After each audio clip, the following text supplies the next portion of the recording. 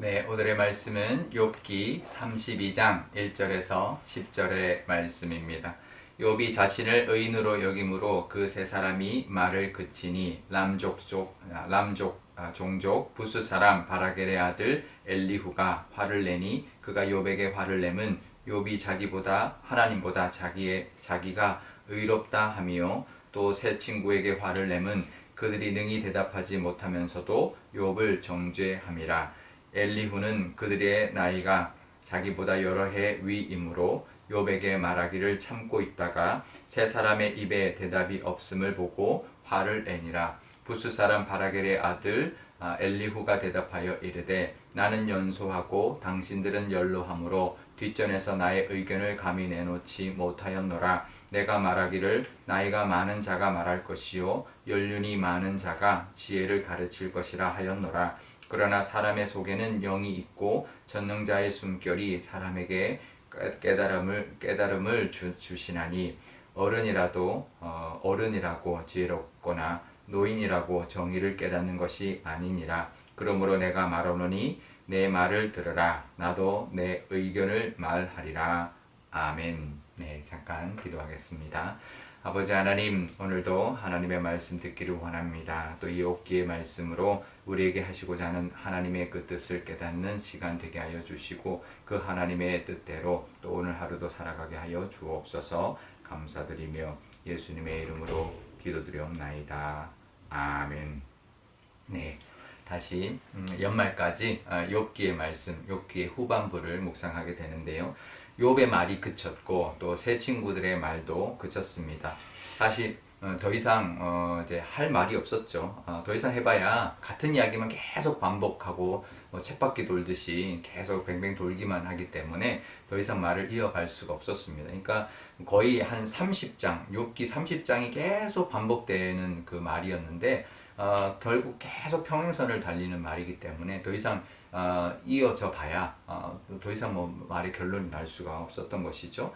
그러니까 욥은 자신의 결백과 의를 계속 주장하고 자기는 억울하다 이제 그렇게 주장하고 있었고 세 친구들은 욥의 죄를 정죄하고 비난하는 것으로만 일관했기 때문에 대화가 계속 평행선을 달릴 뿐이었습니다. 아무런 진전이 없기 때문에 더 이상 더 이상 대화를 이어갈 수가 없어서 그쳤던 것이죠. 그런데 그동안 등장하지 않았던 엘리후라는 사람이 갑자기 등장을 합니다. 그런데 우리가 오늘 말씀을 보면 엘리후가 갑자기 나타난 것이 아니라 계속 그 자리에 있었다라는 것을 알 수가 있습니다. 그러니까 욥과 세 친구의 대화를 다 듣고 있었다라는 것이죠. 그런데 그동안 자기가 나이가 어렸기 때문에 말하지 않고 참고 있었다라는 것입니다. 이 엘리후의 이름 그리고 엘리후의 아버지의 이름까지 밝히고 있는데요. 거기에 의미가 있습니다. 엘리후는 그는 나의 하나님이시다라는 뜻이고 그의 아버지 바라겔의 뜻은 하나님이 축복하셨다라는 뜻입니다. 이것을 굳이 이렇게 아버지 이름까지 밝히는 이유가 있을 겁니다. 분명히 그런 마음으로 살아갔던 비록 람 종족이었지만 하나님을 나의 하나님으로 또 하나님이 우리를 축복하셨다라는 것을 우리가 기억하고 붙들고 살아가는 사람의 말이었다라는 것을 우리가 볼 수가 있는데요. 이 엘리후의 등장은 마치 그 이후에 하나님이 나타나셔서 임하셔서 말씀하게 되는 것을 연결하는 연결고리의 역할을 해줍니다.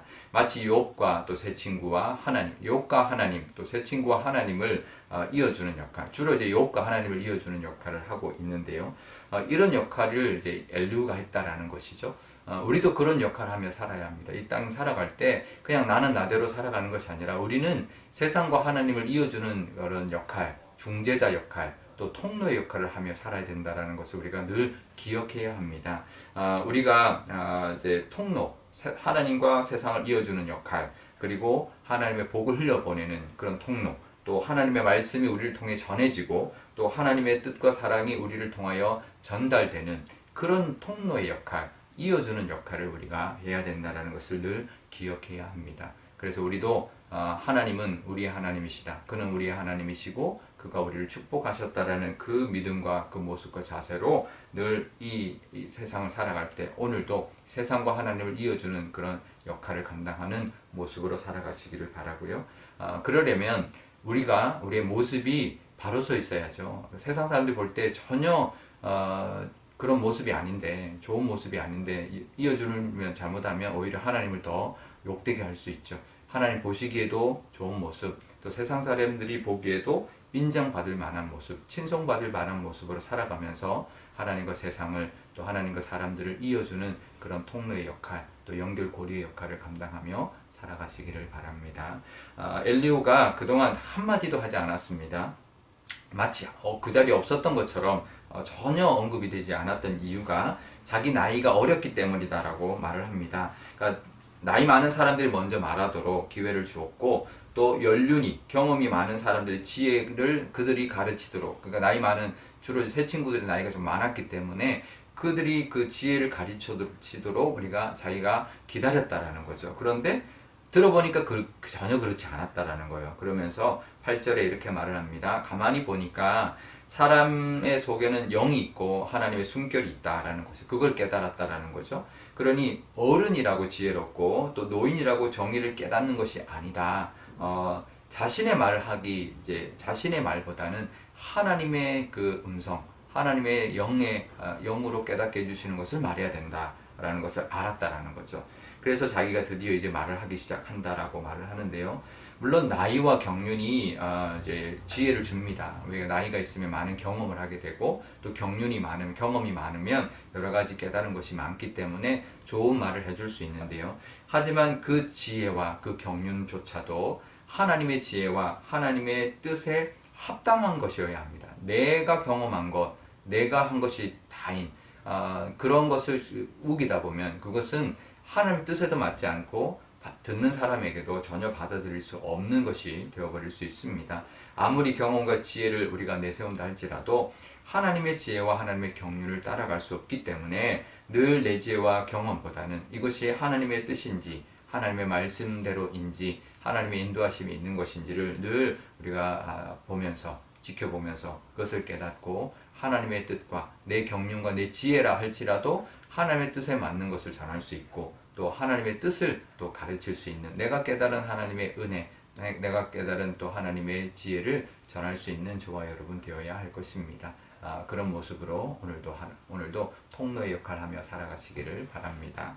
오늘 기도할 때 이렇게 기도하면 좋겠습니다. 하나님은 우리의 하나님이시고 우리를 축복하시는 분입니다. 그래서 우리도 세상에 하나님의 그 복을 흘려보내는 통로로 살아가게 해주시고, 또 세상과 나를 통해 내가 있는 곳에서 그 세상과 하나님을 연결하는 그 역할 감당하게 해달라고 기도하면 좋겠습니다. 또 내 지혜와 내 경험이 아니라 하나님의 뜻과 하나님의 지혜를, 또 성령으로 깨달은 그 지혜를 또 가지고 살아가는 오늘 하루 되게 해달라고 기도하면 좋겠습니다. 또 오늘 금요일인데요, 우리 환우들 위하여 기도하면 좋겠습니다. 우리 또 질병으로, 육신의 질병, 여러 가지의 어려움으로 고통받는 우리의 교우들이 정말 하나님이 우리에게 복을 주신다, 하나님이 우리의 하나님이시다라는 것을 붙들고 정말 하나님의 그 은혜를 늘 바라보면서 또 살아가서 하나님의 그 능력, 치유의 힘을 또 경험하는 또 귀한 시간 되게 해달라고 기도하면 좋겠습니다.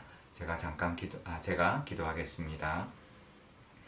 아버지 하나님 감사합니다. 오늘도 하나님의 말씀 붙들고 또 하루를 살아가려 합니다. 하나님, 또 때로는 우리가 살아갈 때 하나님의 뜻이 아니라 내 생각과 내 지혜와 내 경험을 앞세울 때가 많이 있습니다. 하지만 그것조차도 하나님의 뜻에 합당한 것인지, 하나님이 주시는 지혜로 말을 하는 것인지 늘 깨달을 수 있는 저희들 되게 하여 주옵소서. 하나님이 우리의 하나님이시며 우리를 축복하시는 분이다라는 것, 하나님 우리가 늘 기억하며 그 마음으로 이 땅에서 또 우리에게 주어진 그 곳에서 하나님과 세상을 연결해주는, 그래서 하나님의 사랑을 전할 수 있는 복의 통로 될 수 있도록 하나님 인도하여 주옵소서. 그러려면 더더욱 우리가 하나님 앞에서 또 세상 사람들이 보기에 합당한 모습, 또 인정받는 모습으로 살아가야 될 줄 믿습니다. 하나님의 뜻에 합당하게 살아가게 하시고, 또 우리로 인하여 하나님을 볼 수 있는, 또 세상이 하나님과 이어주는 그런 통로와 연결고리의 역할 감당하며 살아가게 하여 주옵소서.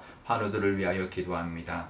환우들에게도 하나님의 능력을 의지하게 하여 주시고, 하나님이 우리를 복 주신다 그 믿음으로 정말 하나님의 능력으로 치유받게 하시고 그것으로 인하여 정말 하나님의 사랑과 복음을 전할 수 있는 복된 삶 살게 하여 주옵소서. 우리 교회가 내년도를 준비하고 있습니다. 내년도에 세워질 모든 직분자들에게도 하나님의 그 마음 허락하여 주시고 교회에서나 또 세상에서나 그 하나님의 사랑을 잘 감당하는 그런 우리 교우들이 다 되게 하여 주옵소서. 감사드리며 예수님의 이름으로 기도드리옵나이다. 아멘. 주기도문 하겠습니다. 하늘에 계신 우리 아버지, 아버지의 이름을 거룩하게 하시며 아버지의 나라가 오게 하시며 아버지의 뜻이 하늘에서와 같이 땅에서도 이루어지게 하소서. 오늘 우리에게 일용할 양식을 주시고 우리가 우리에게 잘못한 사람을 용서하여 준 것 같이 우리 죄를 용서하여 주시고 우리를 시험에 빠지지 않게 하시고 악에서 구하소서. 나라와 권능과 영광이 영원히 아버지의 것입니다. 아멘.